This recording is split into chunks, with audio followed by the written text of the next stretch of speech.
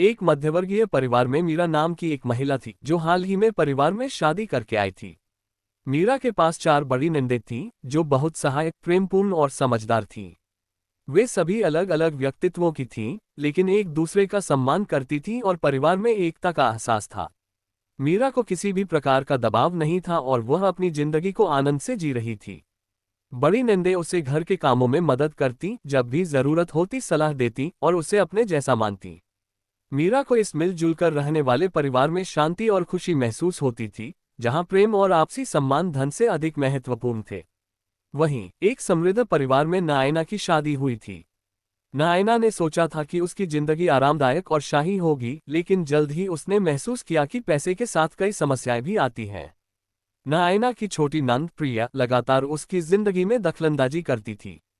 प्रिया, जो परिवार में अपने छोटेपन के कारण पूरी तरह से पलती थी, समझती थी कि वह परिवार का नियंत्रण रख सकती है, यहाँ तक कि नायना की जिंदगी और शादीशुदा जीवन में भी। वह नायना के फैसलों पर टिप्पणियां करती, उसकी पसंदों में हस्तक्षेप करती और नायना के साथ उसके रिश्ते में भी दखल देती। नायना कोशिश करती कि वह सहन कर ले, लेकिन ये दिन ब दिन कठिन होता जा रहा था। प्रिया की निरंतर दखलंदाजी और व्यक्तिगत सीमाओं का उल्लंघन नायना को तनावपूर्ण और दुखी बना रहा था। समय के साथ नायना ने दोनों घरों के बीच का अंतर महसूस करना शुरू किया। मीरा का परिवार हालांकि संपन्न नहीं था, लेकिन वहां प्रेम, समझ और सामंजस्य था।